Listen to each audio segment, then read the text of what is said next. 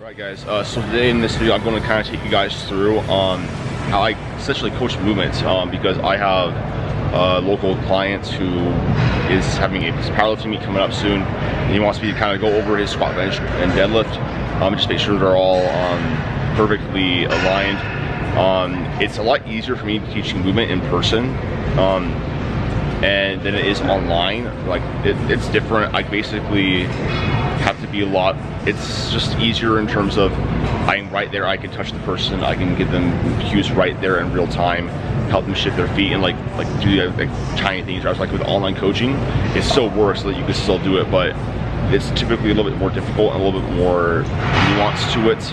I still do a good job of that, but I just want to take you guys through and just show you guys like how I do that. So I'm waiting for him, so as soon as he gets here I'll show you guys.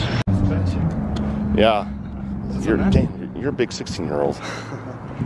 Yeah. So do you want to tell the people who you are? I'm Nick. I'm 16. I'm originally from Finland. I've got literally no accent though, so you couldn't tell unless I told you. And I've been lifting for about a year and a half now. Yeah, we're gonna he's competing on June 4th, so yes, sir. We're gonna. I have my deadlift bar in my car. We can grab it after. But let's just do squat, bench, and then deadlift. Right. Sorry, man. Literally, I showed up at like. Better. Yep, just like that. Perfect. Yep. So that looks a lot better, just because first you're tucking. Yeah. And now that like your elbows are actually underneath the barbell and your joints are more stacked. Okay. So let's put on a 45 and then see where we go from there. Okay. So you can put down. So I get asked all the time, like, why do I put a pad on like a yoga mat like this on the bench? And the reason why is because if you're normally on like some sort of a commercial gym grade bench, you don't have a very good material on the actual mat or bench pad. So putting it on the mat or like a band on it will help you, not slip back when you actually apply a leg drive. So if this is something that you haven't done, I would definitely recommend that you do try using a pad, like a mat on the pad or bands. So yeah. Okay, so what we did with Nick's form, so show them how you're setting up your legs first. So Nick was setting up pretty wide with his feet. You see how his legs are spread. If you also look down, you see that his toes are pointing out, right? So this is problematic because basically when he does apply leg drive is down and forward, not like outside. So like you should probably have, for most lifters, unless your name is Quinn Vitality, shout out to you, Quinn, you should probably have your your feet be facing forward because your leg drive is down and out. So show what we changed with how you set up with your feet. So it's much closer, facing forward, still slight out, which is fine because some hip abduction is good for leg drive.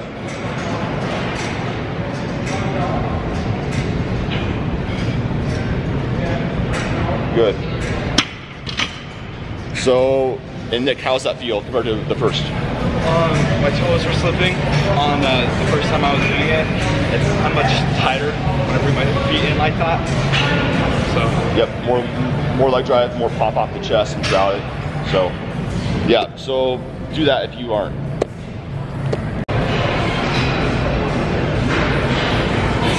Start. Press. Rack.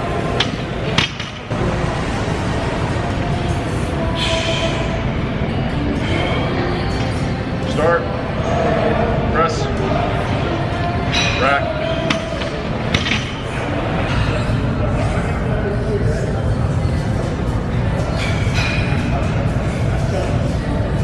Start. Press. Rack. So how does that feel compared to what you normally did? That was just 5 pounds that we did underneath your all-time best. Yeah. It was weird because like it was super tight, and like even though the bar felt super heavy, just because like I hadn't benched it forever, like it came up much quicker than I was. Like, honestly, like I think I was having some doubts coming into it. Like I thought I was going to get into the bar, but also came up way quicker than I thought it would. Mm-hmm. Yeah, it looks solid. And with, you know, you're coming out off of being sick too. Yeah. Hashtag it'll be there on meet day. Yeah. So now on to squat. So we're working with Nick's squat now. But I noticed that Nick, he was first complaining about having some hip pain right around this area, which is pretty common. And lifters that are more hip dominant with squatting, Nick has a strong deadlift, so this makes a little bit more sense. But a big thing that I noticed with his squat was immediately he was hinging at his hips a little bit too much. He was bending too much at his hips, so that places in the disproportionate load on his hips and not as much on his quad, which are big, so he should use them. So what I kind of told him to focus on is tracking at his knees a little bit forward. And what we're doing right now is we're going to do a tempo squat. I like using tempos mainly for kinesthetic awareness of your body. So basically, Nick's going to be more aware of how his body is moving. You'll be able to like track in all these cues a little bit better. Should feel a little bit more confident. So we'll show how that goes.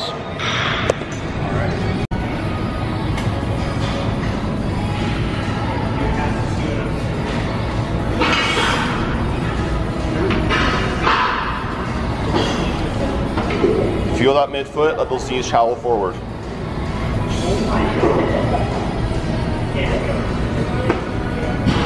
Tempo down.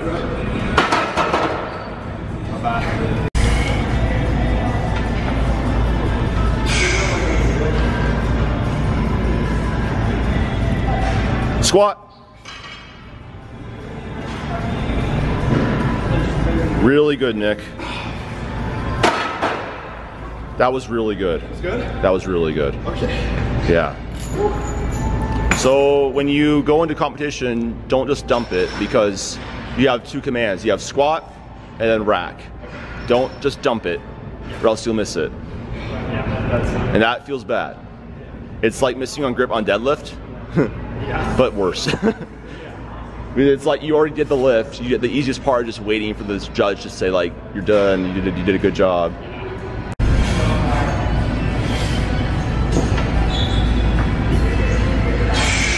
Okay, midfoot pressure, knees forward, okay? Squat.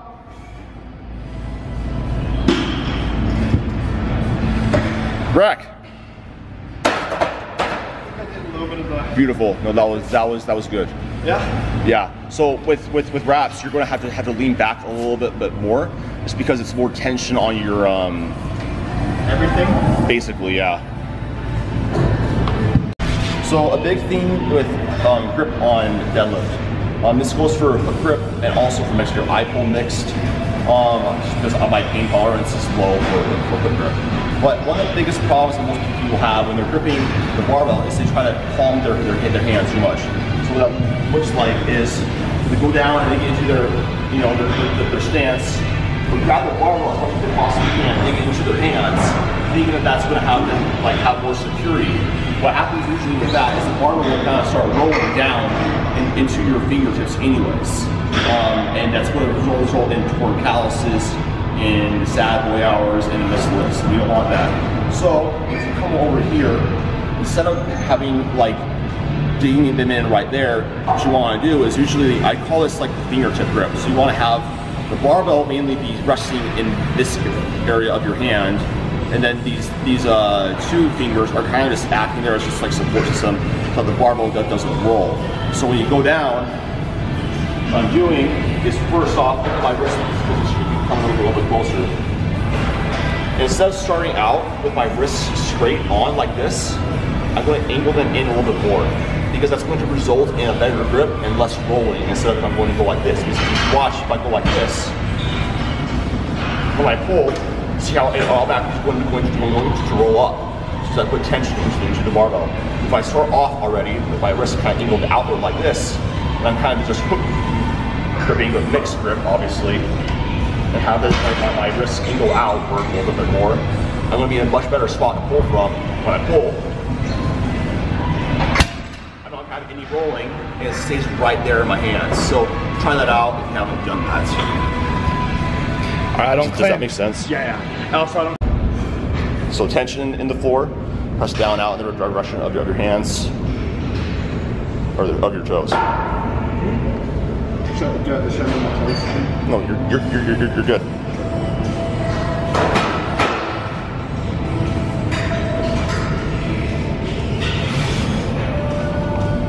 Good.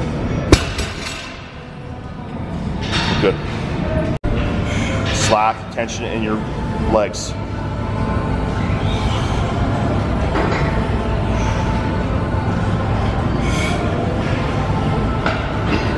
That's better. So it's a little bit harder off of the floor because you're not used to that. But as soon as you got moving, the whip just carries you. Did you kind of feel that difference? I think walkout was much easier. Yes. Yeah, so this is a PSA to everybody who says that lifting with a stiff bar is easier than deadlift bar. It's just different, like for different reasons. Like stiff bars is arguably harder throughout the entire range of motion, but then deadlift bar is harder off the floor. Is if you get messed off the floor, you're screwed. So yeah, let's do what do you want to go up to? 455? Yeah, 455. Yeah, and then don't have your belt as tight as you normally have it. Keep it a little, like one rung a little bit looser, so that you can actually brace against your belly. So you want to breathe in through your belly and press out against. This ain't no like fitness model thing. Fupa Lord in powerlifting.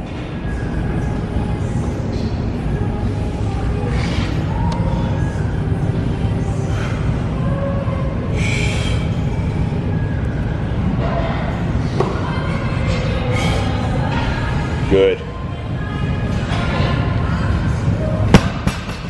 Good. So I just told Nick to do is just, so he's able to get the bar moving, but because the deadlift bar is different, you have more slack to the pull.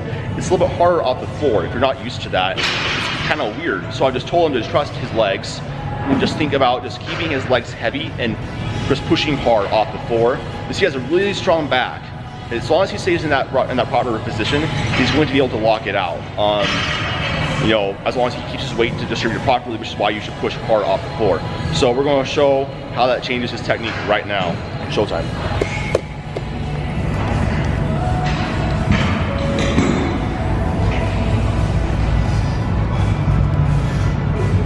Push hard. Good, Nick. There we go. Hell yeah, that's a single deadlift. Does that feel better? Oh yeah.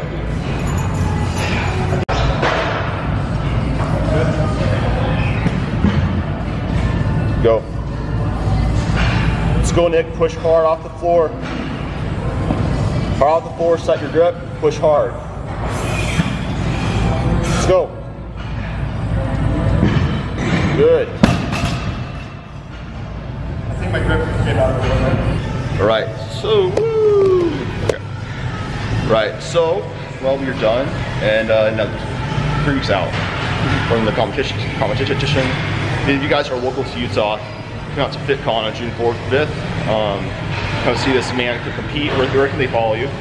At Nick Barron Lifts, NICKBARONLIFTS. I'll have this thing in the description box below, but yeah, dude, pretty solid work. I think we have a good baseline.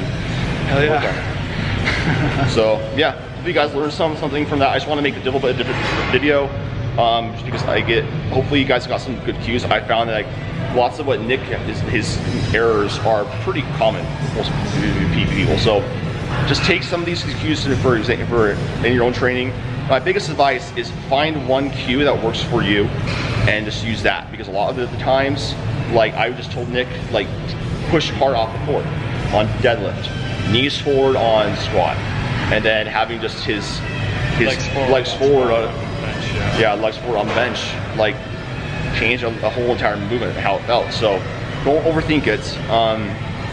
You know, it's good to like understand the movement and try to think through things, but don't overthink it too much, especially when you are actually training. Find one cue that works for you, experiment, listen to your body. It's smarter than you, and it'll tell you what's right. So anyways, catch you guys in the next one. Coaching programs, click link down below to sign up.